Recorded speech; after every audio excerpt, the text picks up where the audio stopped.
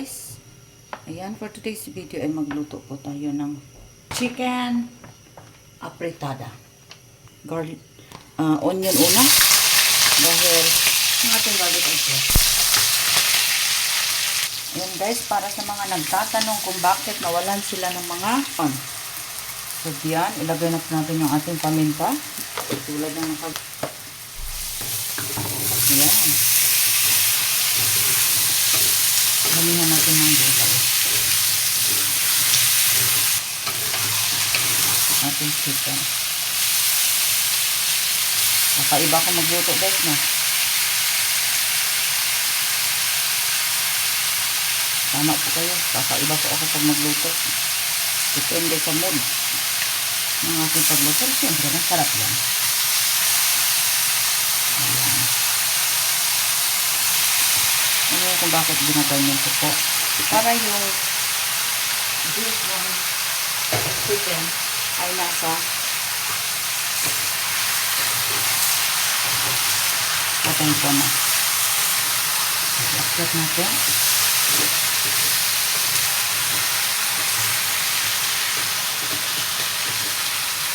Ayan. Itatakpan lang po natin siya para lalabas niya siya ng own sauce.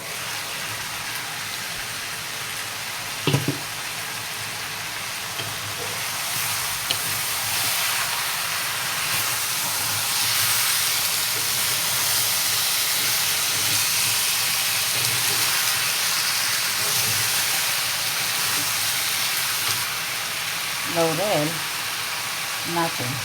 Siyempre yung ating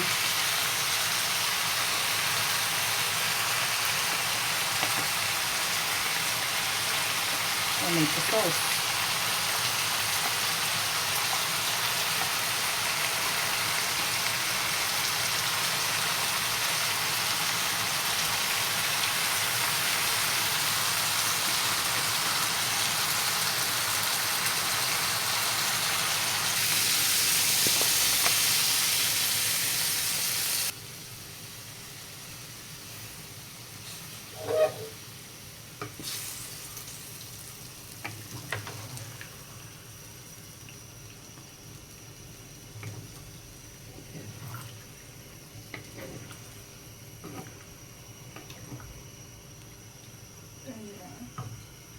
Ayan.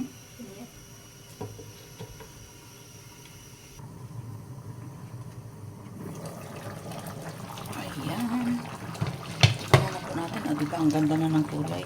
So, ilagay na po natin yung ating hotdog. Ayan, Filipino style talaga to na apretada. Then, ating bell pepper. Malalaki. So, yan. Kunting halo-halo lang.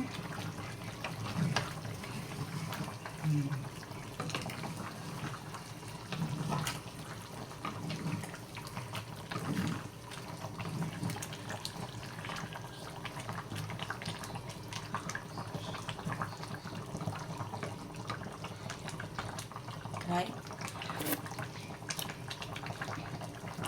The best. A little bit brown sugar. So, nila yan. Medyo matamis.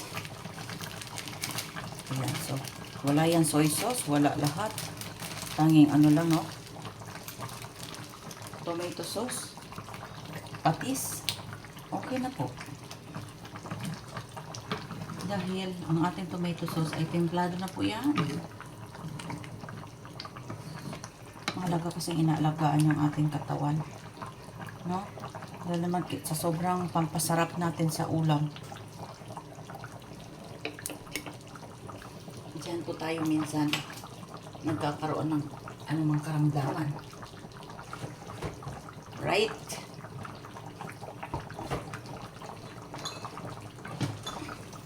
Masarap na. Lagyan natin ng konting patis. Oops. Tama na yun. Kasi kapag apretada ka na sa Filipino style, ay mas lamang yung ating sugar. Yung sweetness niya. So, yun. Takpan lang. Simmer lang for siguro mga 3 minutes. Kasi malambot na rin yung ating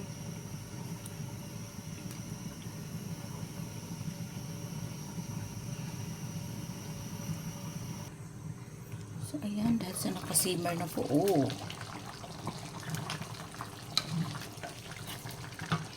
Ang init. So, ayan na po yung ating apretada. Filipino style. No? Ganyan lang. First ay ito. Ito po yung ating pinaka-ingredients, no? So, ayan. Ang ating tomato. Siyempre, yung ating apple. Ayan, ilagay na po natin lahat yan. Ayan, tomato, apple. Yung ating pipino. Diba? So, ayan. Siyempre, yung ating lettuce. Yan.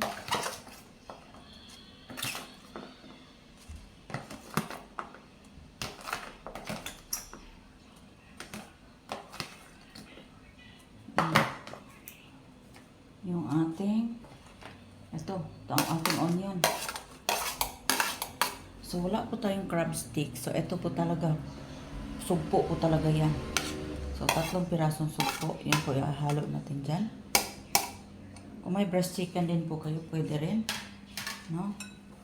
Ayan. So, ang ating itlog. Ayan. Ang itlog, yung 1 piraso ay hatiin na po natin sa gitna.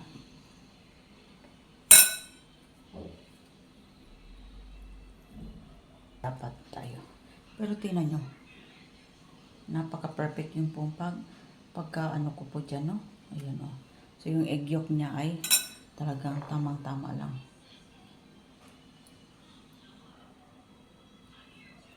Ayan.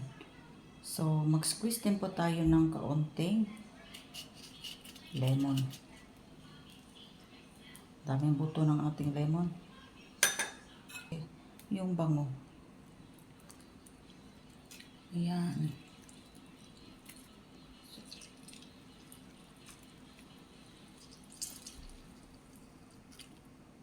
So, okay na po yan. At yung ating, ayan, olive oil. Mahalaga po na may olive oil. Yan, olive oil po yan guys, no? So, ayan. Hindi tayo gagamit ng mga dressing guys, no? So, konting asin.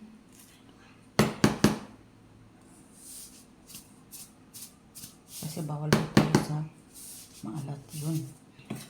Ano po yun? So, halo lang po natin.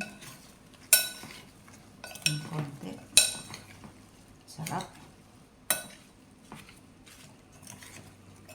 So, may ano po yan. May apple. So, alam niyo na guys kung bakit laging may fruits dito. Dahil kasama po yan sa daily natin kinakain. So, yung na-harvest ko na cherry kahapon, naubos na. Masarap sana yun ilagay dito. Kung may grapes po kayo, so pwede niyo pong haluan ng grapes para po sa inyong ayan. So, ganyan. Sabi po ng aking ay ano daw to?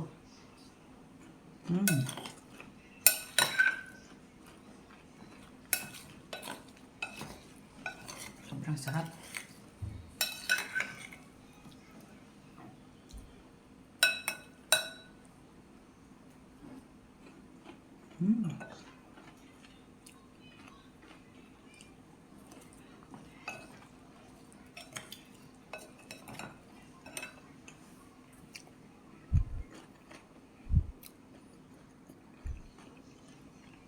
Ayan, kain po tayo.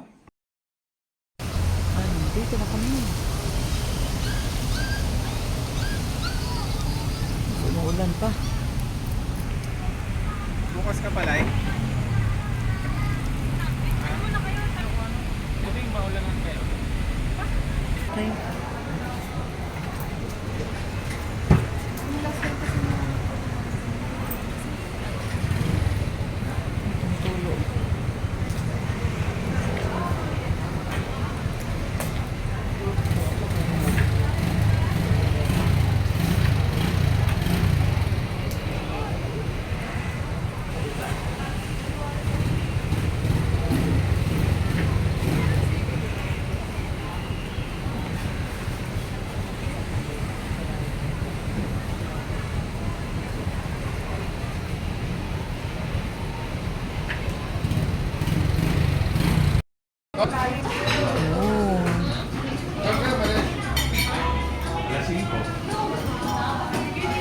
Hello.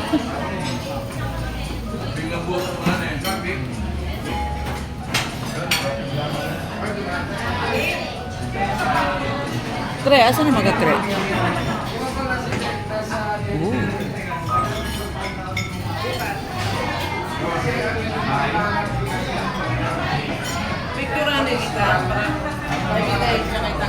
Amo.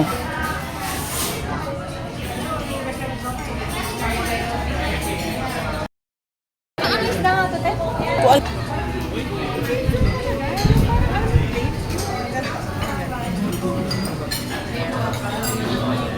Ano to? Bakit mo ganyan?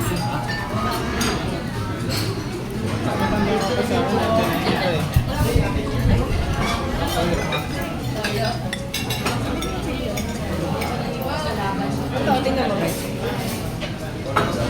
Mo, at least hindi pa kanya nakaganon.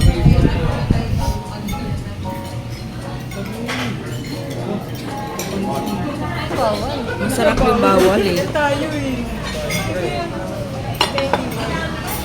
Kaya pinagbabawal dahil masarap. Bawal kasi masarap. Ah, ay, sorry mo. Wala. Hmm? Oh. Ayan mo sa harap mo. Kain tayo. May ano pala si Crystal kanina eh. May ito siya kanina. Nabutan ko sa naman. Uy, ito pa kami natin.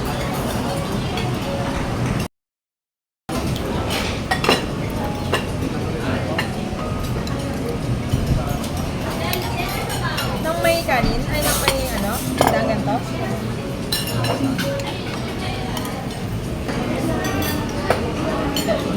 Is na minig. Ito pa natin.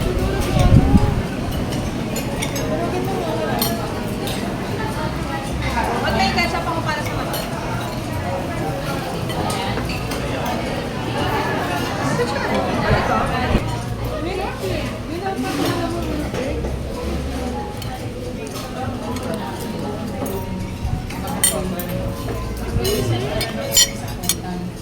Hindi makaya. Turn. Oh.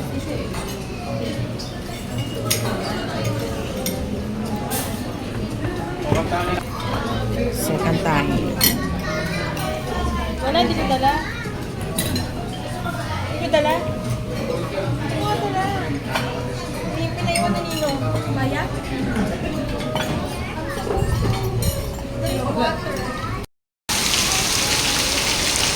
Ito ito gilabay. Ano natutunaw yung pinapon niya oh. Ano kaya yun?